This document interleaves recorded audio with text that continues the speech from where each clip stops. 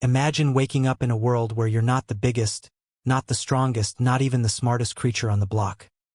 Yet somehow you end up ruling everything, from the tiniest microbes to the vast expanses of space. How did a scrawny, chatty ape like us turn the earth into our personal playground, bending rivers to our will, splitting atoms for energy, dreaming of colonizing distant stars, and even engineering our own biology?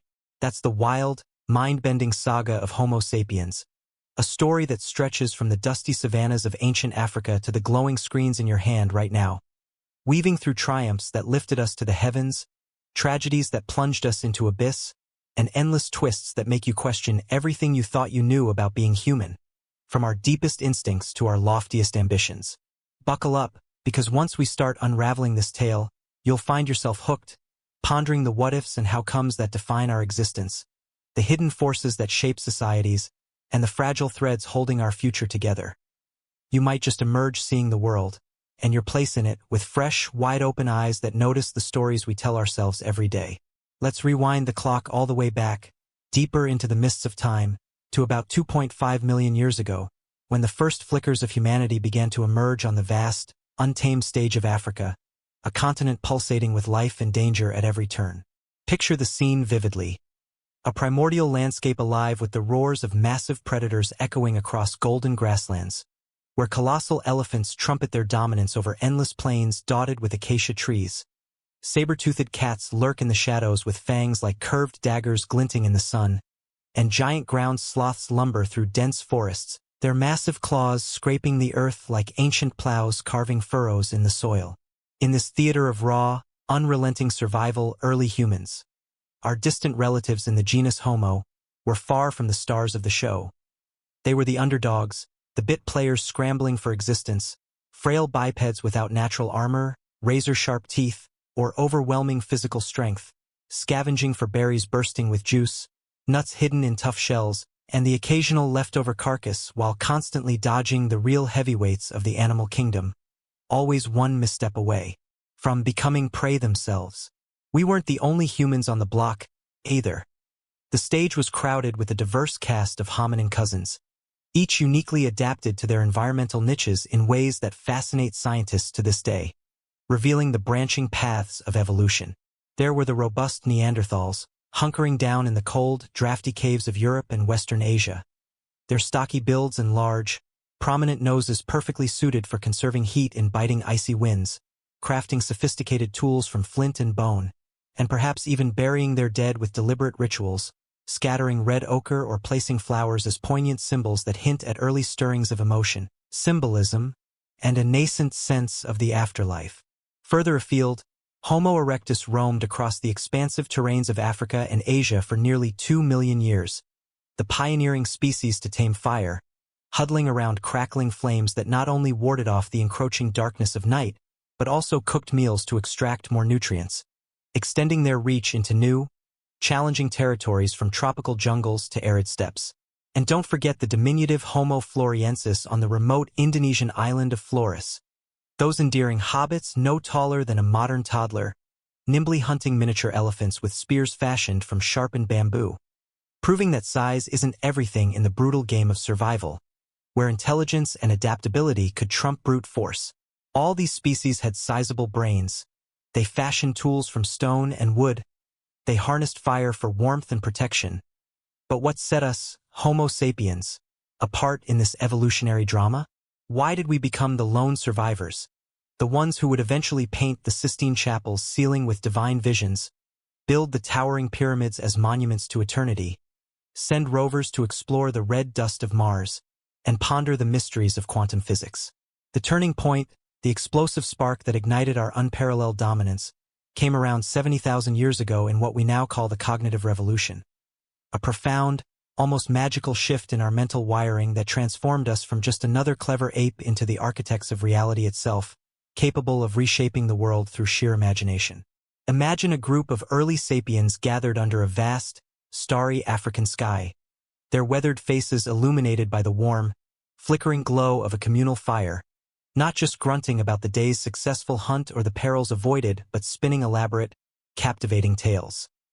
Stories of invisible spirits dwelling in the ancient baobab trees, ancestors watching protectively from the heavens above, or mythical beasts that explained the rumbling thunder and flashing lightning storms.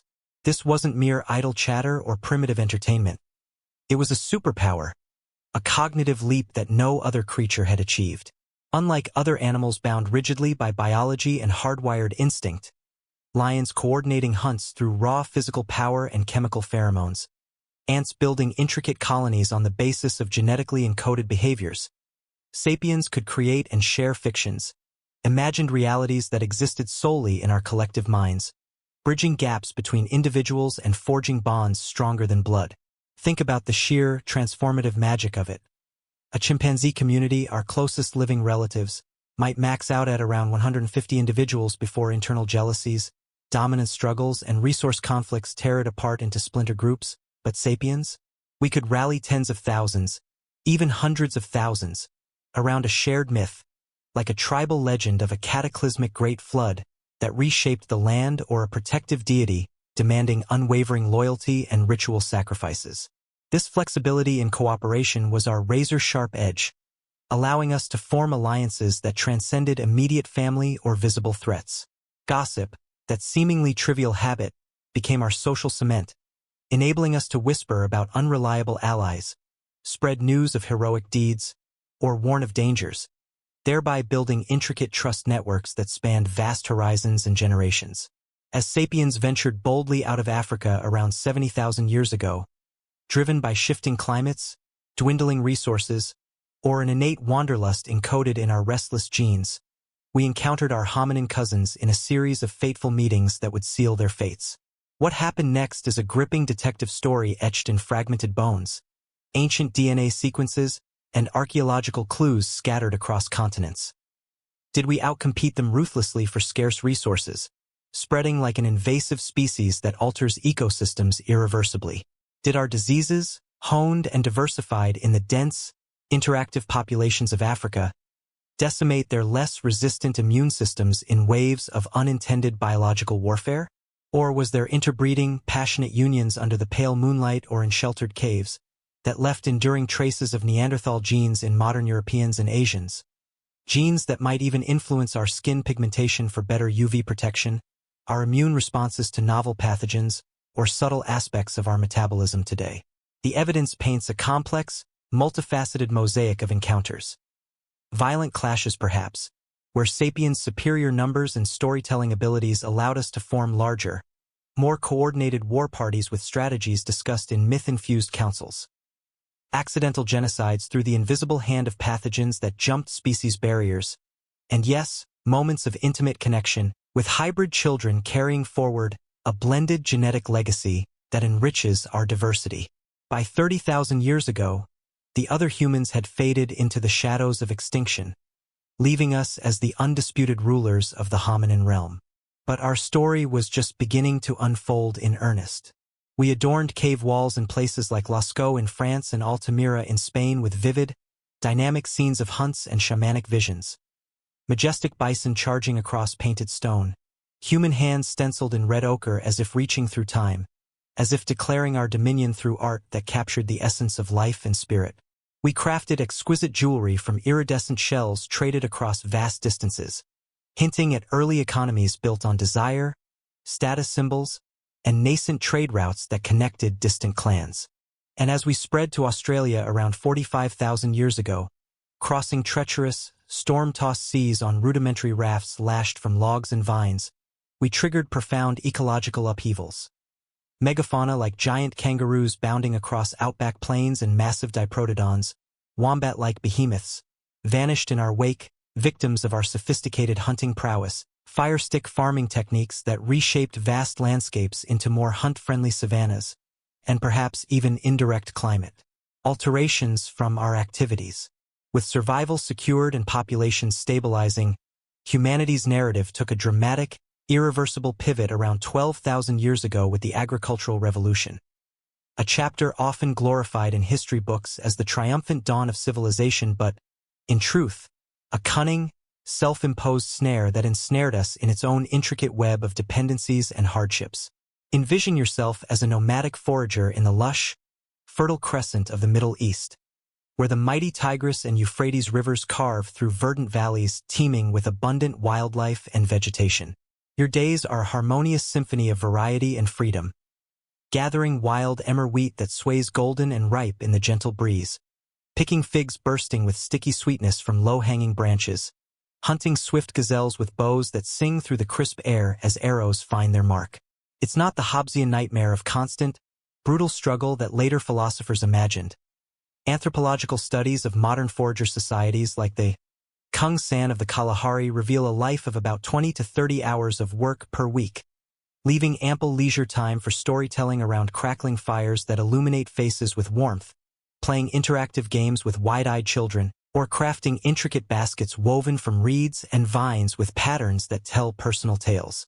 Then, subtly at first, like a whisper turning into a roar, change creeps in uninvited. Perhaps a warmer, more stable climate following the retreat of the last ice age makes wild grains more plentiful and reliable. Maybe growing populations from successful foraging strain the natural bounty of the foraging grounds, pushing innovation out of necessity. You start experimenting tentatively, scattering surplus seeds in particularly fertile soil patches, weeding out competing plants to give your favorites an edge, herding goats and sheep into makeshift enclosures to ensure a steady meat supply. Wheat and barley, those unassuming, wind-pollinated grasses, begin to domesticate us in a clever evolutionary reversal. They're genetic mutations for non-shattering seeds, where grains cling to stalks instead of scattering, rewarding our attentive care with easier, more efficient harvests that promise security. Villages emerge organically. Clusters of mud brick huts huddled around communal granaries filled with golden stores, hearths warming extended families through chilly winters with the scent of baking flatbreads. But here's the bitter, often overlooked irony. Farming wasn't a glorious liberation from nature's whims. It was a gilded cage that locked us into perpetual toil and vulnerability. Farmers slaved under the unrelenting sun, their spines curving permanently from repetitive, back-breaking labor in the fields, diets shrinking to a monotonous reliance on starch-heavy staples that led to nutritional deficiencies, shorter statures, and weakened teeth riddled with cavities. New woes arose like uninvited guests. Crowded settlements bred virulent diseases such as tuberculosis jumping from domesticated livestock, malaria thriving in stagnant irrigation ponds, and measles mutating in close quarters. Devastating floods or prolonged droughts could wipe out entire crops in a season, sparking famines that mobile foragers, with their adaptability and wide-ranging knowledge, could evade by simply moving to greener pastures. Why did we persist with this grueling lifestyle generation after generation? The math was merciless and inexorable. Agriculture supported 10 times more people per square unit of land than foraging ever could, turning small bands into swelling communities. A booming population meant there was no feasible turning back. More mouths to feed demanded more fields to cultivate, more water to divert, locking us into endless cycles of expansion, intensification, and environmental strain. Social structures calcified like hardening clay. Food surpluses allowed for specialization. Dedicated potters shaping vessels from river mud, blacksmiths hammering bronze tools in smoky forges, priests claiming divine insight and mystical connections to justify their elevated status and leisure. Hierarchies bloomed like invasive weeds in fertile soil. Kings perched atop opulent thrones adorned with lapis lazuli, peasants laboring below in the muck, toiling endlessly for taxes cleverly disguised as sacred offerings to appease the gods. Women, once valued equals in nomadic bands where childcare was a communal affair and mobility equalized roles, found themselves increasingly tethered to domestic hearths and child-rearing in sedentary villages, their status eroding in emerging patriarchal systems that privileged male labor in heavy plowing and warfare, relegating them to secondary roles in inheritance and decision-making. Imagine the first seeds of inequality sprouting.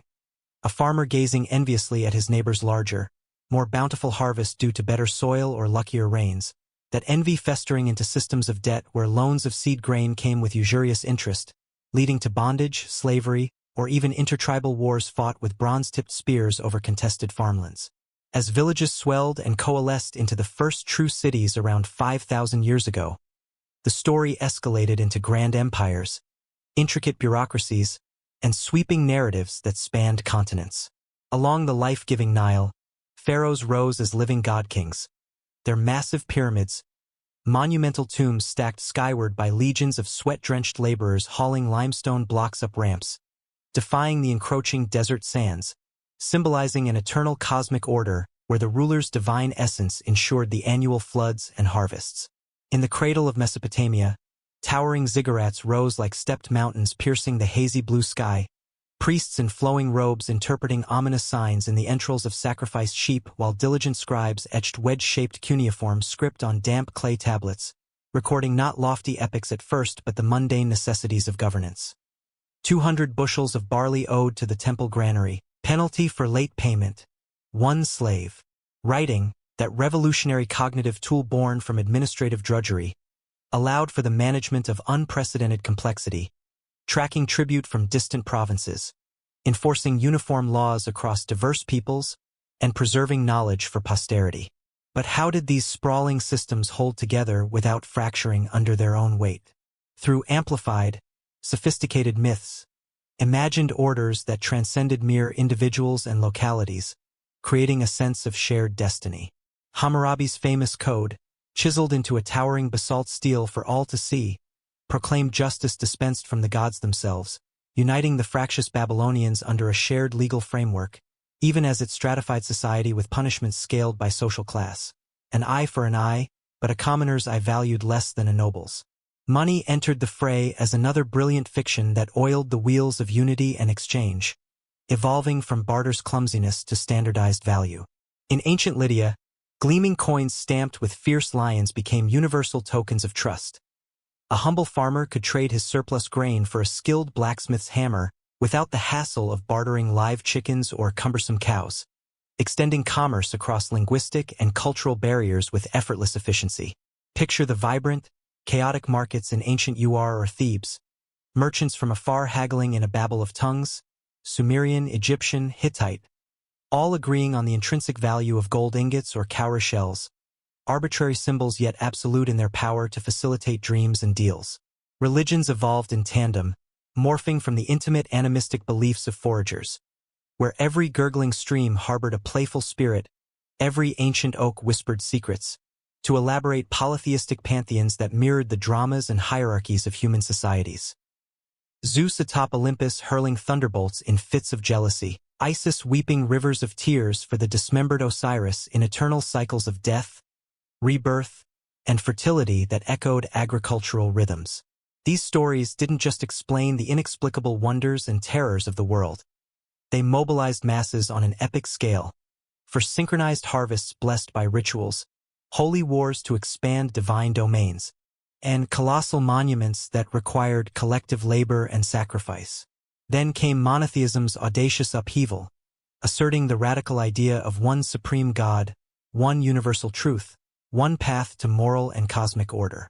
Visualize Zoroaster in ancient Persia, meditating intently by a sacred, eternal flame, envisioning Ahura Mazda's epic battle against the forces of evil and chaos. A dualistic worldview that influenced later faiths with concepts of final judgment, paradise for the righteous, and hellish punishment for the wicked.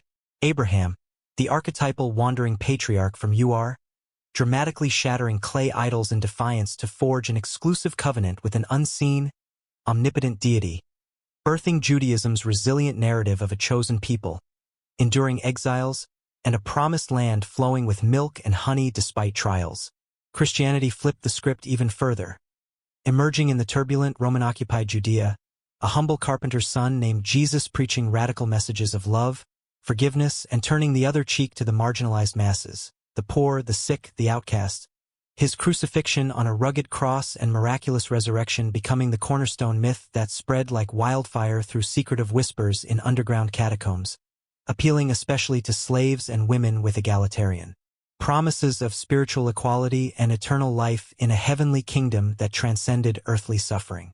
Emperors like Constantine, witnessing visions of the cross before pivotal battles, strategically adopted Christianity, transforming a persecuted fringe sect into the imperial glue that bound a fracturing Roman Empire, cleverly blending pagan holidays like Saturnalia with Christian celebrations to ease the transition. Buddhism charted a profoundly different path.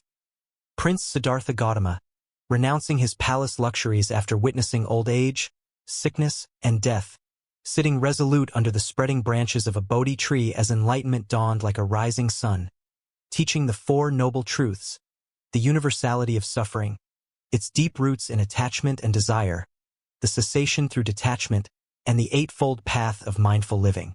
Spreading peacefully via wandering monks in saffron robes along ancient trade routes, it conquered hearts and minds without the need for armies or coercion, adapting fluidly to local traditions, incorporating fierce deities in Tibetan Tantra or Zen minimalism in Japan, offering a philosophical balm for existential angst. Yet religions, much like the empires they often underpinned, harbored deep paradoxes and hypocrisies that reveal the malleable nature of our myths. Preaching universal peace and brotherhood while justifying bloody crusades, like armored knights charging the walls of Jerusalem in 1099, rivers of blood soaking the holy streets in the name of reclaiming sacred sites, or inquisitions in medieval Spain, where heretics were tortured on racks and burned at stakes to save their immortal souls from damnation. Why such contradictions?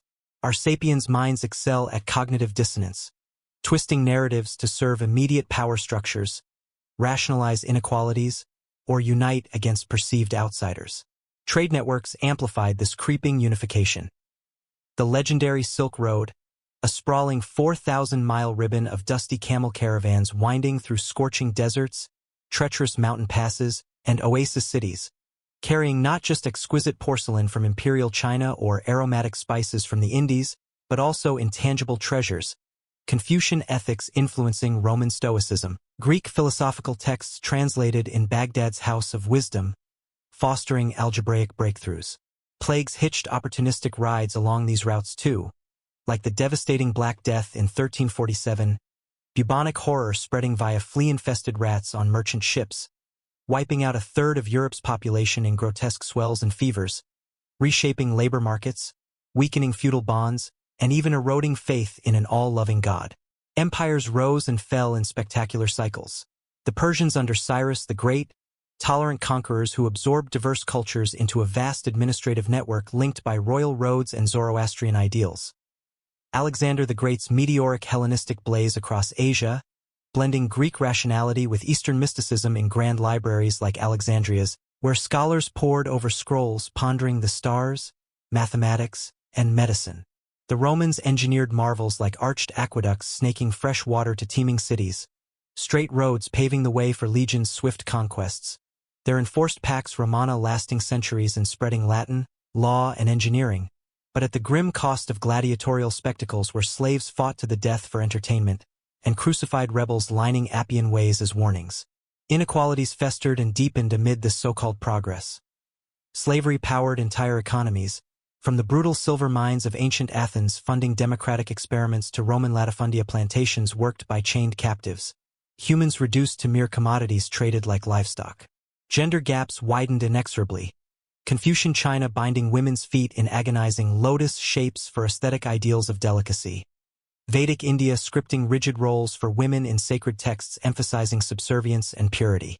Caste systems in India solidified like unyielding stone, dividing society into hereditary strata from untouchable laborers to exalted Brahmins, justified by the karmic wheel of reincarnation where one's birth reflected past deeds. Yet amid oppression, sparks of resistance and alternative visions flickered brightly. Spartan women owning property and training athletically alongside men, or Sufi mystics in Islamic lands challenging rigid orthodoxy with ecstatic poetry and whirling dances that sought direct union with the divine, transcending social barriers. Now, accelerate the narrative to the last 500 years, where the scientific revolution catapults our story into hyperdrive, shifting paradigms from unquestioning faith in ancient authorities to a bold, empirical quest for truth through observation and experiment. For countless millennia, humanity deferred to revered texts and traditions. Aristotle's geocentric cosmos placing Earth at the universe's center, biblical timelines compressing history into mere thousands of years. But in the intellectual ferment of 16th-century Renaissance Europe, amid rediscovered classical works and artistic explosions, a new ethos emerged. Admit ignorance as a starting point, test hypotheses rigorously, revise beliefs in light of evidence. Galileo Galilei, defiant and ingenious in Pisa, dropping iron balls from leaning towers to debunk long-held myths about gravity and falling bodies, then crafting rudimentary telescopes to scan the heavens, spotting Jupiter's orbiting moons and Venus's phases that shattered the crystalline perfection of Ptolemaic models, earning him ecclesiastical house arrest but seeding a revolution in thought that echoed through centuries. Isaac Newton, whether inspired by a falling apple in his Lincolnshire orchard or not, formulating universal laws of motion and gravity that unified the mechanics of earthbound apples with celestial planets, his Principia Mathematica becoming a cornerstone of modern physics. Science's true power lay not in dogmatic certainty but in its iterative method. Observe phenomena meticulously, experiment under controlled conditions, theorize boldly, and falsify ruthlessly when data contradicts. But this intellectual engine needed fuel and direction, finding unlikely but potent allies in the rising tides of capitalism and imperialism, forming a trinity that would reshape the globe. Capitalism, that dynamic system idolizing perpetual growth and innovation, thrived on credit mechanisms where future promises funded present risks. Dutch merchants in bustling Amsterdam exchanges speculating on exotic tulip bulbs or risky voyages to the Spice Islands, inventing joint stock companies that pooled investor resources and distributed perils. Imperialism provided the vast stage for expansion. European powers, fragmented into competing nation-states like Spain, Portugal, England, and France, raced feverishly for overseas colonies in a zero-sum game of prestige and profit. Portuguese caravels, nimble and wind-catching ships designed in Prince Henry's Sagres navigation schools, hugging treacherous African coasts in search of mythical Christian kingdoms like Prester John's, but instead discovering lucrative gold trade, slave ports, and sea routes to India that bypassed Muslim middlemen. Christopher Columbus, the ambitious Genoese dreamer backed by Spanish monarchs, miscalculating Earth's circumference in his navigational charts, stumbling upon the Caribbean islands in 1492 aboard the Santa Maria, cresting Atlantic waves to a new world, teeming with lush maize fields, sophisticated Aztec pyramids rising like step temples to bloodthirsty gods, and Incan roads engineering marvels snaking through Andean peaks. Conquest unfolded with ruthless efficiency. Hernán Cortés, with a mere 500 steel-clad men on horseback, toppling Montezuma's vast Aztec empire through cunning alliances with rival tribes, devastating smallpox epidemics that ravaged unexposed populations, and superior gunpowder technology. Germs alone decimating up to 90% of indigenous peoples, from preserved Incan mummies in high-altitude tombs to intricate Mayan codices burned as heretical idolatry by zealous friars. Why did Europe, a backwater peninsula, come to dominate the world rather than advanced civilizations like Ming China or the Ottoman Empire? Geography played a pivotal role. Eurasia's east-west axis allowed easy diffusion of domesticable crops like wheat and animals like horses from the Fertile Crescent. Recurrent plagues built herd immunity among survivors, but cultural myths of inherent superiority and divine mandate fueled genocidal atrocities, like the transatlantic slave trade that forcibly chained over 12 million Africans across the Middle Passage's horrors to toil on Caribbean sugar plantations or Brazilian mines. Their unimaginable anguish birthing resilient cultural expressions like blues music and syncretic religions amid systemic brutality. This unholy yet unstoppable trinity, science providing tools, capital funding expeditions, empire securing resources, birthed the Industrial Revolution around 1750, when machines roared to life in Britain's damp textile mills, forever altering human labor and landscapes. James Watt's improved steam engine, puffing acrid coal smoke into foggy skies, powering clattering looms that wove cotton fibers picked by enslaved hands in distant colonies. Cities ballooned exponentially. Manchester transforming from a sleepy village into a smog-choked industrial behemoth, factories swallowing waves of rural migrants into 16-hour shifts, children as young as 5 crawling under whirring machinery to retrieve fallen bobbins, limbs mangled or lungs blackened for the sake of progress and profit. Railways spiderwebbed across continents like iron veins, shrinking vast distances. Journeys from London to Edinburgh reduced from grueling weeks on muddy roads to mere hours in rattling carriages, facilitating global trade in unprecedented volumes. But shadows loomed large over this mechanical utopia. Luddite artisans smashing automated looms in desperate rage against job loss. Colonial exploitation reaching fever pitches, like Britain's opium wars in the 1840s, forcibly addicting millions in China to Indian-grown narcotics to balance tea trade deficits, humiliating an ancient empire. The Irish potato famine of 1845 to 1849, where a devastating blight on the staple crop starved over 1 million to death or emigration while absentee British landlords exported surplus grain for profit, exposing the cold calculus of Malthusian economics and laissez-faire policies that viewed human suffering as natural selection. The 20th century amplified these extremes to dizzying heights and harrowing depths. The two world wars unleashing mechanized hell on a global scale, muddy Somme trenches choking with barbed wire, mustard gas clouds, and machine gun fire claiming millions. Aerial bombings darkening skies over London and Dresden. The atomic infernos over Hiroshima and Nagasaki in 1945, mushroom clouds vaporizing entire neighborhoods and etching human shadows into concrete walls as eternal testaments to destructive genius. Yet from the rubble of these cataclysms rose unprecedented prosperity and innovation. The Green Revolution of the 1960s, with hybrid seeds, synthetic fertilizers, and pesticides flooding fields to feed exploding billions, averting predicted Malthusian famines in Asia. Alexander Fleming's serendipitous discovery of penicillin from a moldy petri dish in 1928, spawning antibiotics that conquered once fatal infections like pneumonia and syphilis. The Cold War space race culminating in Neil Armstrong's booted foot on the lunar surface in 1969, uttering one giant leap for mankind, amid the sea of tranquility's dusty craters. Consumerism ascended as the new global religion. Henry Ford's revolutionary assembly lines in Detroit churning out affordable Model T cars, democratizing mobility while standardizing work into repetitive drudgery.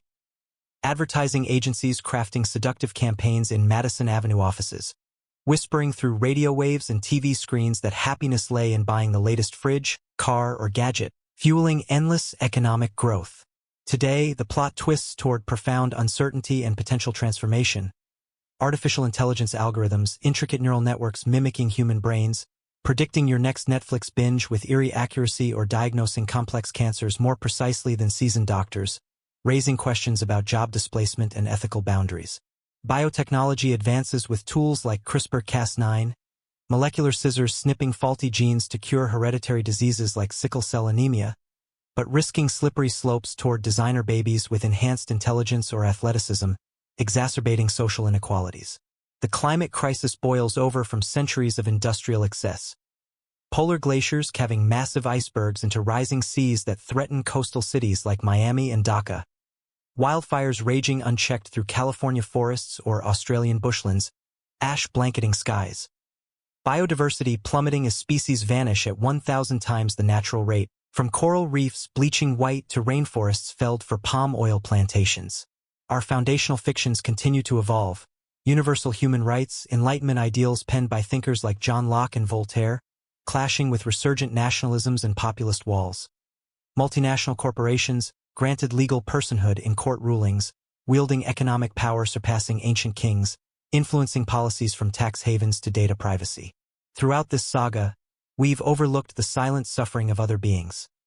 Animals, once respected partners in forager hunts with rituals honoring their spirits, now confined in industrial factory farms, billions of chickens crammed into wire cages, beaks clipped to prevent pecking, lives truncated to mere weeks for cheap nuggets and eggs, their collective biomass dwarfing that of all wild birds.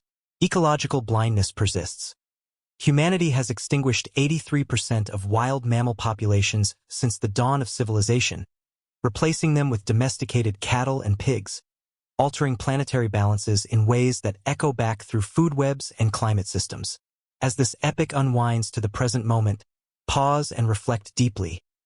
Our astonishing ascent from vulnerable apes to near-gods hinged precariously on the power of stories. Flexible myths that unified us, spurred innovation, and justified domination, but often at the expense of truth, empathy, and sustainability. Sapiens whispers a profound truth.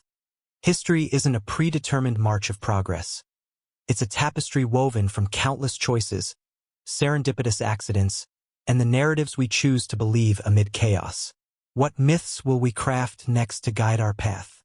Ones promoting sustainable harmony with nature's intricate web, true equality that bridges divides of race, gender, and class, or reckless pursuits of endless growth hurtling toward ecological collapse. interstellar dreams of colonizing Mars with domed habitats, or urgent repairs to our earthly home through renewable energies and rewilding.